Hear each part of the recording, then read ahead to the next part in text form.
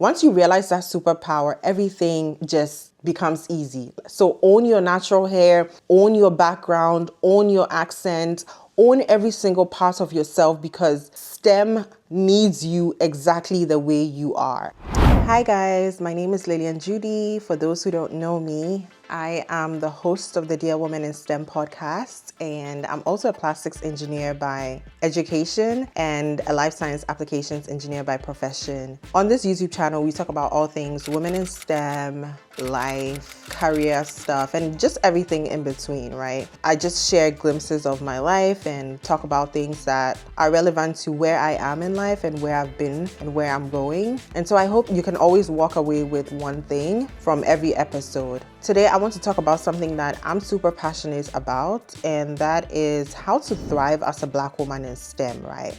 I think often as Black women, being in a space where you're underrepresented, it can be very intimidating and it can be very challenging, right? But I want you to see it as an opportunity because there are opportunities in that regardless. And so I want to share a few things that have helped me, a few things that I've been able to do on my journey as a Black woman in STEM, as an engineer who's been in the industry for about 5 years now, and just a few tips that I can share with you all. So I want to share some insights and personal tips that have helped me on my journey, not just survive, but also really thrive in this space. And so let's get right into it. So first things first, the most important thing that you need to realize is that you need to embrace your identity, right? And you need to own your space and own who you are. I think very early on in my career, I realized the importance of owning who I am, because as a Black woman in STEM, sometimes you may feel like you need to fit in a certain mold. You know, let's talk about your hair. You may feel like, okay, maybe let me just keep my hair relaxed, hold it in a bun every single time I go to the office. Let me not wear my natural hair out. Let me not be too loud. Let me not speak up too much. Let me not, do certain things. And so I realized very early on in my career that I don't need to downplay any part of who I am, right? In order to fit into a space, because most of the time you don't realize that owning who you are is actually your superpower. Like, I think once you allow those words to sink in and you actually start to believe in them, like you can even, like it can be a word of affirmation for you, right? Like you need to make sure that you believe you being a Black woman in STEM is your superpower. And the moment I realized that, like it changed, like a switch went off in my head, right? I was like, you know what? Yeah, there's no one like me. And so when I sit in rooms and I'm the only Black woman in STEM, I'm the only person that can give the perspective of a Black woman in STEM, right? I'm the only one that can bring a perspective from Ghana. I'm the only one that can bring a perspective from being an immigrant, being an international student. So every single facet of your life that makes you who you are makes you unique and extremely relevant to what you're doing in your career, especially as a woman, as a Black woman in STEM. And I think once you realize that superpower, everything just becomes easy. So own your natural hair, own your background, own your accent, own every single part of yourself because STEM needs you exactly the way you are. The second point I want to make is that you need to find your tribe, right? And that could be mentors, that could be through networking, right? Being able to thrive in STEM is not just about being great at your job. It's about building a true community around you, like a real support system around you, because your support system is actually what will get you through every single part of your journey, right? You need a very strong support system to navigate this space. And I think one of the most powerful things that you can do is to find your tribe. Like one of the most powerful things you can do as a Black woman in STEM, starting out your career, just navigating your STEM career, is to find your tribe in STEM. And your tribe can consist of like your family, your friends, mentors, sponsors, like just a good group of people who will be able to advocate for you and be there when the times get tough, because times do get tough. Trust me, like it's very hard to be a Black woman in STEM, but it's also a very beautiful experience when you have a tribe of people who support you, who pull you out of things. And one key thing I want to touch on would be mentors, right? Having a mentor that you can always go to seek advice. Personal example, I had a situation in my previous job and I was new to the space. I felt like I needed the advice from someone who's been in the industry for a long time and someone who's also a woman and someone who's also a woman of color, right? And so thankfully I had a coworker who had become like a mentor to me, and I was able to talk to her, and she helped me navigate this space that was so foreign, so new to me, that I was able to come out of whatever it is that was going on at that time because of the advice that she had given me, and because she understood what I was going through and she could relate with every single thing that I was experiencing. And so it's very important to have your mentor, and you also need sponsors. These are the people who would advocate for you in rooms you may not find yourself in, right? In all those C-suite positions and at the very top, the people who are actually making decisions, you need someone up there who will throw your name in the pool when they're looking for Black women in STEM or they're looking for people to put on certain projects, right? If you don't have one of those, they can forget you. So you need to build a support system that has a sponsor in there. And I think having a strong tribe also helps you navigate what it is to be a Black woman in STEM. I remember when the pandemic hit and everybody was like living on Instagram, like every day you wake up and it's like somebody's on Instagram live, right? That's when I stumbled on the community of Black people in STEM that now I can call like, my colleagues, some my friends, and some my mentors. It was crazy how like some of the things that I was experiencing being a young adult pretty early in my career, so many of them had experienced it and so many of them were talking about it, right? And so they understood what I was going through. They understood like what it meant to go through this experience as a Black woman in STEM, as an African woman in STEM, right? That's a whole different layer. And so you need all these key people in your life on your journey to help you navigate these spaces. But I think networking is also one of the biggest things that has benefited me, because I started connecting with groups like Nesby, SWE when I was in college. And then outside of that, I found like, different networks and organizations that were relevant to me and where I was. And those groups have helped shape me into who I am. Those groups have helped motivate me. Those groups like attending the conferences, attending networking events they have, and all those things have helped me along my journey. And so it's very important to find your tribe and to be able to network effectively. So this point, it takes work, right? And it takes practice, but you need to speak up and advocate for yourself. I think very, very early on in my career, I realized that if I don't advocate for myself, no one else will. Not your manager, not your favorite coworker, not the director at your company, not your friend, not your family member. Nobody can advocate for you more than you can for yourself, right? And so you need to realize that your career is in your hands. And so every single thing that you do, you need to make sure that you speak up for yourself. And there's nothing like, oh, okay, they've offered me something higher than I'm already getting, and so let me just accept it. No, you need to speak up and understand that your voice deserves to be heard just as much as anyone else. Whether it's speaking up because there are some microaggressions that you're experiencing, whether it's speaking up because you need to negotiate for your worth, right? Whether it's speaking up to just contribute in a meeting, you need to speak up and advocate for yourself. Make yourself heard. Obviously, don't be rude or don't be over assertive in certain things that you don't need to be assertive in, but make sure that you speak up for yourself. And don't just so for a typical example I'll give is when I was transitioning from one field to the other, the salary that I was given in my offer letter was significantly higher than what I was already making. And so for me, I was like, oh, I've already won, so there's no point in negotiating.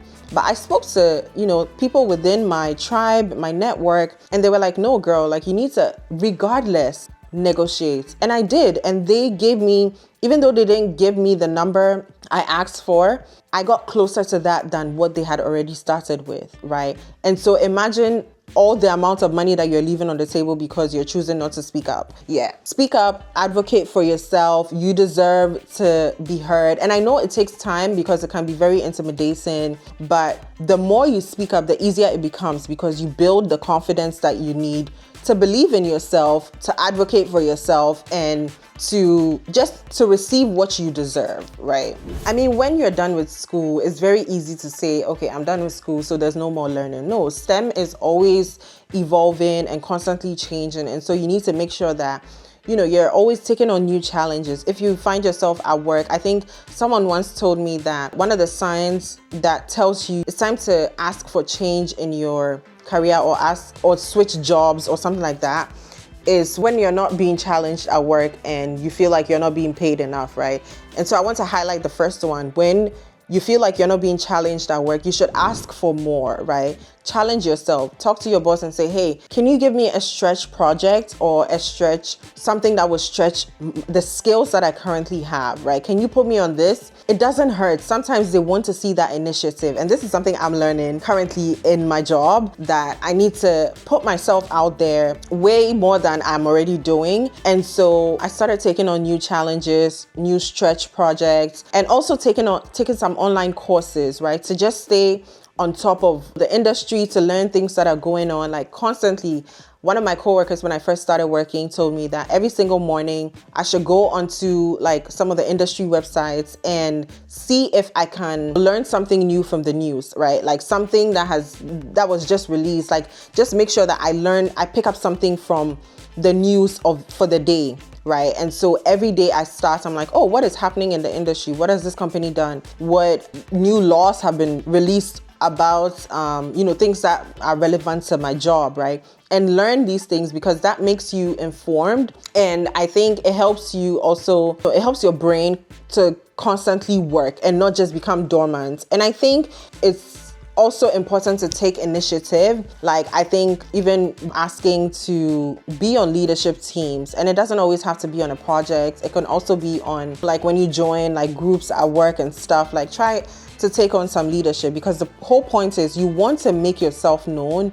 And so anything you do that will make people realize that, oh, Lillian is hardworking, Lillian is bold and not afraid to, step up when needed. Like, these are the kind of things that you need to do. And yeah, like, just stretch yourself, and that's really how you grow in the industry. So this next one is something that I feel like I'm always battling, like whether it's every season or every quarter, right? And it's imposter syndrome. You need to learn to overcome imposter syndrome. And it's not like one and done. It creeps up at different points in your life, right? Mothers experience imposter syndrome. CEOs experience imposter syndrome. New graduates experience imposter syndrome. Like, everyone experiences imposter syndrome. And the thing you need to realize is that you need to remind yourself, because it's always that small voice that will tell you, you don't deserve to be here. You don't really belong here.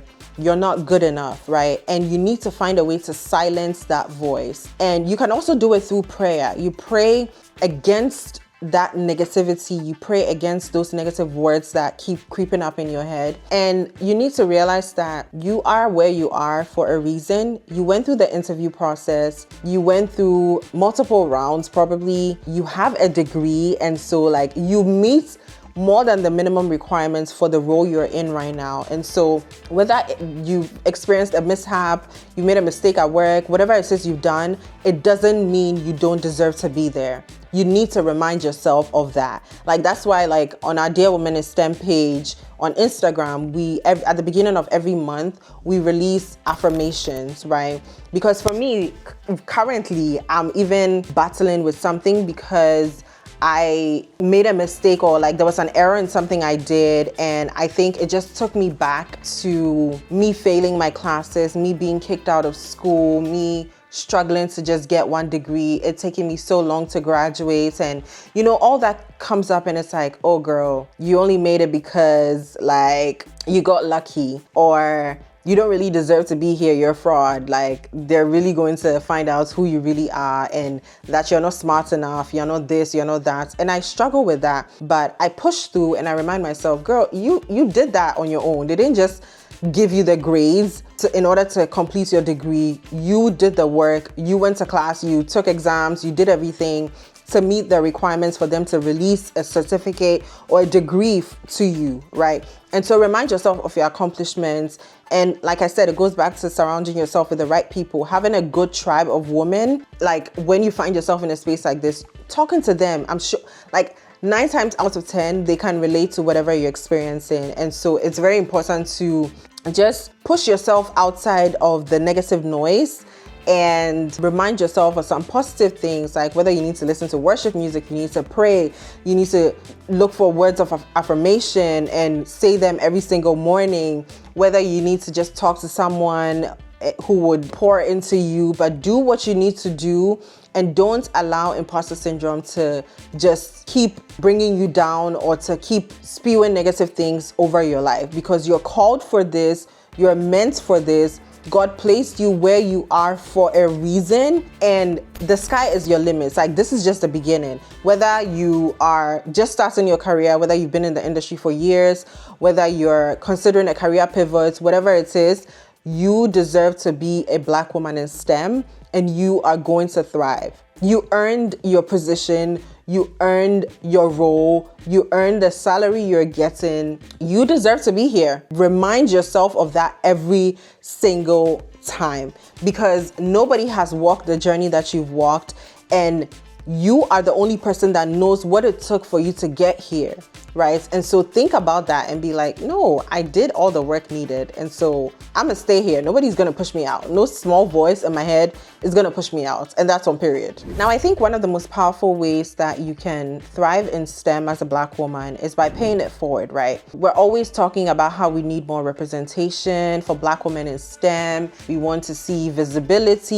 You know, we want the younger girls coming up to be able to see engineers like you and I, right? And just a side note, so because of this, like Dear Women in STEM has an initiative called the STEM Wall Initiative, which is a way for us to highlight women of African and Caribbean descent. So it's like a play on the Hall of Fame, but it's our STEM wall. So it's like just a page on our website that shows the faces of different women from African and Caribbean descent who are in STEM. And so we highlight, it's also a way for younger girls coming in, or those, whoever it is that's interested in STEM, to see the different STEM fields that exist, right? And to know that someone has actually gone through that and, you know, is actually working in that field. And so if you are a woman in STEM and you feel like you qualify for this and you'd love to be highlighted, we would love to feature you. So I will leave the link in the description box, and feel free to fill the form. It's a very straightforward form. And yeah, that's how we as Dear Women in STEM, we're trying to increase representation for Black, specifically African and Caribbean women in STEM. And so like I was saying, it's very important to pay it forward as a way to thrive in STEM, right? I think sometimes being able to mentor younger girls, it helps strengthen the community. So mentoring and just creating a space for, you know, visibility of Black women in STEM. And it doesn't only help them, but it strengthens the entire Black community or Black women in STEM community, because we're able to lift each other up and we're able to also, you know, help move the needle, no matter how small it takes. Like every single person that you touch, every conversation you have with a young girl goes to impact positively the numbers that we're seeking so desperately to increase, right? The representation in STEM. And so try to pay it forward. Don't underestimate the power of your story, the power of your journey. It's never too late to share your story. Encourage someone by just letting them know how your journey was and how you've been able to overcome whatever you've overcome on your journey, right? And so let's try to pay it forward and mentor and help create more representation for our young girls in STEM. And lastly, I'll say sometimes thriving means creating opportunities that don't exist, right? And it could be something as small as starting a side project or creating a blog, creating a podcast, creating an Instagram page, whatever it is, and anything that allows you to showcase your skills, your passions, and whatever it is, helps you thrive in STEM. And that's really how Dear Woman in STEM was born, right? You don't need to wait for someone to start something. You don't need to wait for someone to hand you an opportunity. You can go ahead and create the opportunity for yourself. Take control of your life, create the spaces that you want to see. And by doing this, you're not just thriving, but you're leading the way and opening the door for others to follow you. And so I really hope that these few tips that I shared would help you and have already started helping you on your journey. I hope it resonated with you. And if you're a Black woman in STEM, don't forget to check out the Dear Woman in STEM network and join our STEM wall. We'd love to feature you. I want to leave you with this. Thriving in STEM is not just possible, but it's your right. You deserve to thrive in STEM. And so keep pushing, keep learning, and keep showing up as your most authentic self. If you like this video, don't forget to like, share, and subscribe. And as always, I'm here. And if you have any questions, drop it in the comment section. And if you have any Dear Woman in STEM questions as well, drop it in the comment section. But until next time, thank you so much for watching. Subscribe to the YouTube channel, and I'll keep bringing you amazing content to help you thrive in STEM.